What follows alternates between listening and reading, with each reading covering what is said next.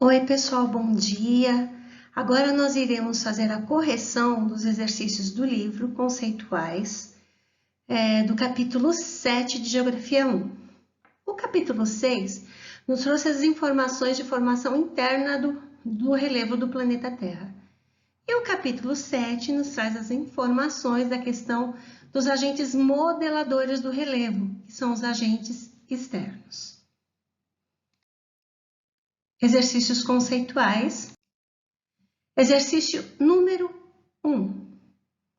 A pergunta é: o que é um processo erosivo? Gente, a erosão nada mais é do que o desgaste da rocha. Esse desgaste ele se caracteriza pela quebra e decomposição da rocha e do solo. E quais são os agentes, na verdade, responsáveis por essa degradação, vamos dizer assim, por essa decomposição, essa quebra das rochas ou do solo? Nada mais são do que a água, e a água é o maior agente erosivo, porque ela é representada pelos rios, pelas geleiras, representada pela água, pela questão das chuvas.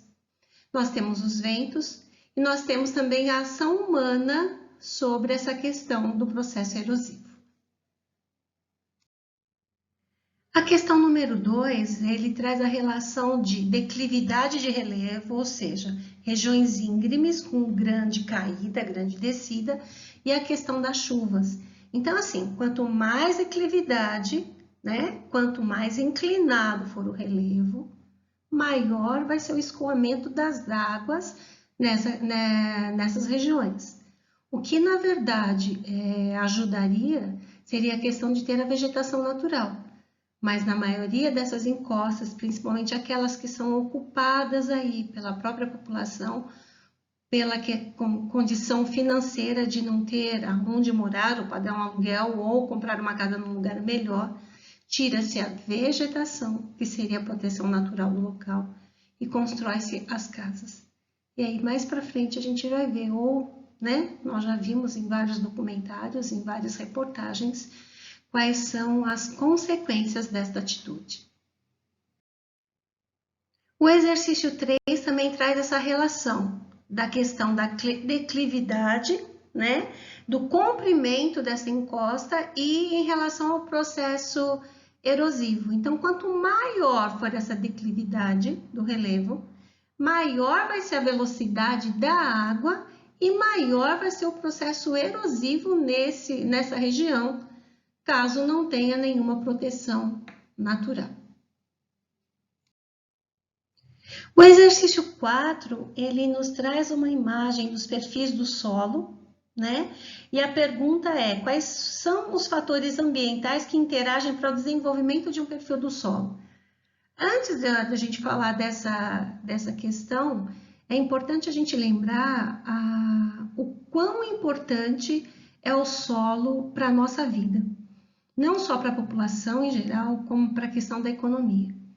Então, assim, quanto melhor for a qualidade desse solo, melhor vai ser a produtividade. Aí estou falando em produtividade agrícola, né? Nós teremos, sem precisar de muitos manejos, de muitas transformações no solo para poder ter uma excelente produção.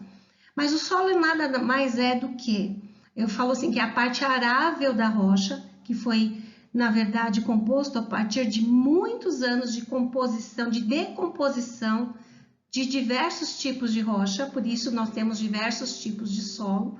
Essa decomposição se deu por um intervalo muito longo de tempo, né? A rocha foi se degradando, se degradando, se degradando, e os principais agentes dessa degradação e também depois do assentamento nessa questão do solo, nada mais é do que os fatores naturais e o ser humano. Então, o clima, o relevo e os organismos, que seja a questão dos organismos, os seres vivos, né, são os responsáveis por essa formação do solo, que é imprescindível na nossa vida.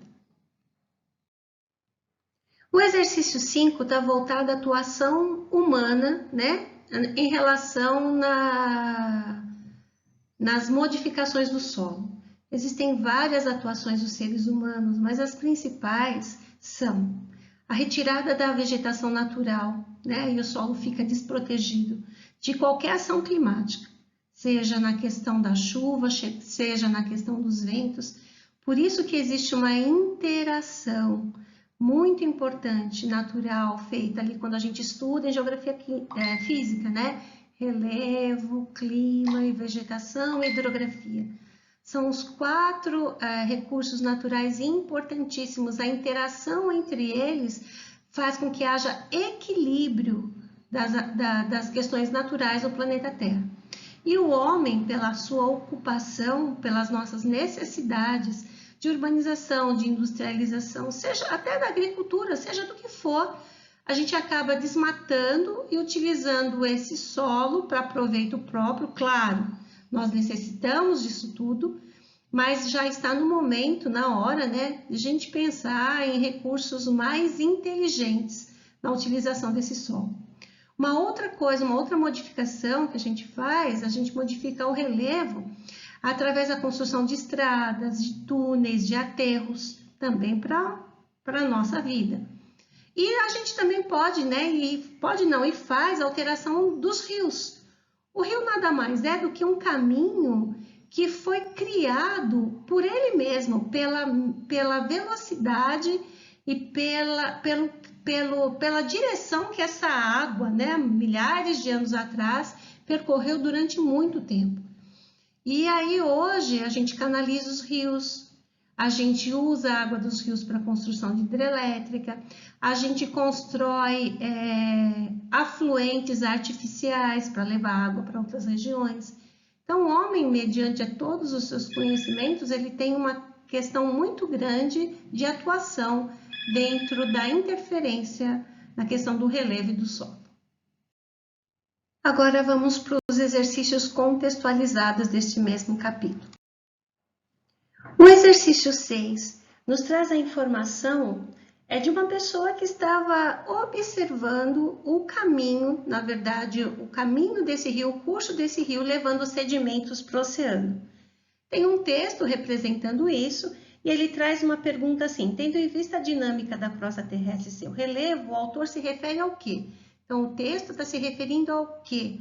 Então, a resposta correta é a letra B, porque ele está falando, na verdade, do processo de erosão fluvial, que é a erosão natural provocada, né, por esse escoamento, por essa água que vem do rio, e geralmente os rios desaguam no oceano e levam para esse oceano os sedimentos, né, desse caminho, desse percurso todo que ele executou.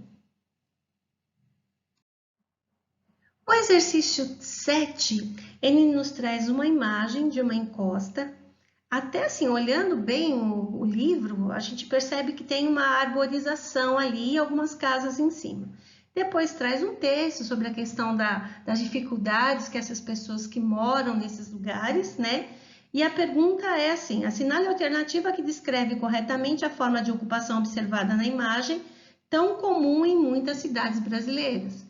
A resposta correta é a letra E, porque a imagem representa, na verdade, né, a ocupação dessas áreas de risco em encostas que estão sujeitas a deslizamentos. Quantas reportagens a gente não já assistiu na TV sobre essa questão desses deslizamentos? Principalmente no caso do nosso país, nos meses de verão, que é onde a gente tem uma maior intensidade de chuvas. Esses solos ficam encharcados, né, porque são chuvas intensas, os solos ficam encharcados e acabam ficando pesados. E o que ocorre? Infelizmente, o deslizamento. E aonde existe moradia, uma casa sobre a outra, causando não só a questão de perda financeira, né, como também a morte de muitas e muitas pessoas. O exercício 8, ele nos traz um gráfico, e nesse gráfico a gente tem 3 situações. Atuação agrícola, floresta regenerada, ou seja, uma floresta que foi, na verdade, até já reflorestada pelo homem, e uma floresta natural. E ele quer saber, mediante essas 3 situações, qual a que tem maior interceptação. O que é isso? Onde qual das situações há a maior retenção de água de uma forma natural. Então, a resposta é a resposta A, é maior no ambiente natural preservado, né? Porque nós temos aquela associação, né, de que chove, não existe nenhuma retenção, na verdade, ou um processo de asfaltamento que faça essa água escoar, então a água é absorvida naturalmente pelo solo. Então, essa interceptação natural maior é feita nesse tipo de região. A questão número 9 nos traz algumas características da restinga, que é um relevo que nós encontramos na faixa litorânea, seja do Brasil, seja de outras áreas do planeta Terra. Na verdade, nada mais é do que uma área de depósito arenoso proveniente da erosão de rochas do próprio continente. E a pergunta é, assim, em relação à faixa litorânea brasileira, né, qual é a alternativa correta? A alternativa correta é a letra C, quando nos traz a característica de que esse tipo de relevo, né, esse tipo de área, ele está suscetível na questão da deposição de sedimentos provenientes da crosta. Ele é suscetível também à erosão marinha, a partir do movimento das ondas que estão sempre ali atuando, e também a questão do processo de urbanização, pela construção de apartamentos, de casas, de portos e até indústrias que fazemos nessas regiões. O exercício 10 nos traz um texto falando de uma área ali da Ásia Central, onde nós temos como referência já um clima com aridez, um clima semiárido. E devido à dificuldade de chuvas, né, espalhadas durante o ano, para se ter o cultivo agrícola, se usa muito o processo de irrigação. Só que quando nós usamos esse mecanismo, essa ferramenta da irrigação em áreas de clima semiárido, existe uma questão de que a água vai se misturar muito com as características do solo, que já tem uma quantidade de sal muito grande, o sal mineral que nós encontramos na rocha, que encontramos no solo, e com essa atuação, né, de irrigação constante, acaba, na verdade, tendo uma elevação, vamos dizer assim, desse sal que acaba ficando acumulado na questão do solo. E isso provoca um efeito que é chamado de salinização. E aí, quando você não consegue perceber isso a tempo e corrigir, você acaba tornando a região de semiárida para uma região de aridez ou até uma região desértica. Agora vamos corrigir os dois exercícios de aprofundamento. O exercício 11 de aprofundamento, ele nos traz o mesmo gráfico, a mesma imagem do exercício 8 de contextualizado, mas agora com outras perguntas. A questão A é, por que o fluxo é mais intenso na área agrícola?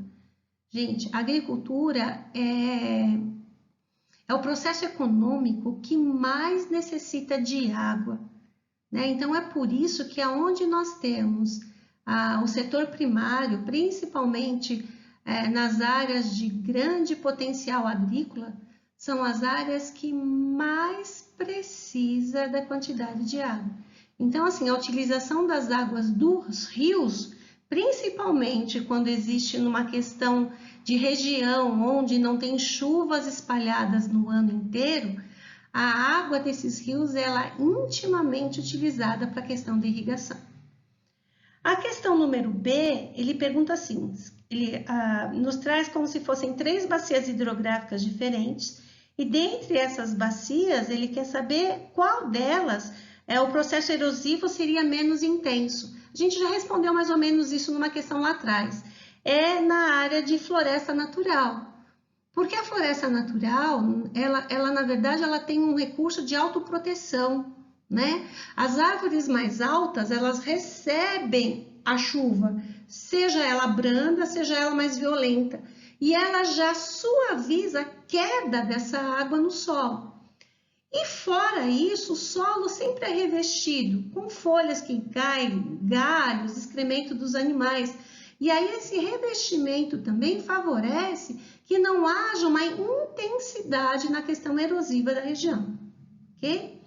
E o exercício 1C, ele diz assim: como a topografia de uma bacia hidrográfica interfere na vazão de um rio? O que é topografia? Nada mais do que o relevo que existe nessa bacia hidrográfica. Então, quando a gente tem uma bacia hidrográfica que ela é formada por uma questão de relevo acidentado, né, ou por diplanalto, como a gente chama, que ele é propício, inclusive, à construção de energia, de usinas elétricas, a gente tem um escoamento muito mais rápido por causa da declividade e o volume da água nessas redes fluviais é muito mais intensa, principalmente se o rio for menor, tá? Agora, se a topografia for mais branda, o escoamento também vai ser mais lento, favorecendo até que o leito do rio, que é natural, ele consiga absorver, né, melhor essa água e diminuindo a vazão dessa água até a foz desse rio.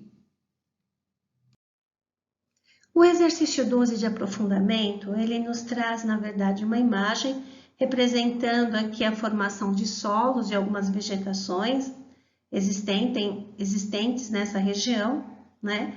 E ele tem duas perguntas. A primeira, explique como a precipitação, ou seja, a quantidade de chuvas e a quantidade de matéria orgânica interferem na intensidade de intemperismo da rocha e na formação do solo.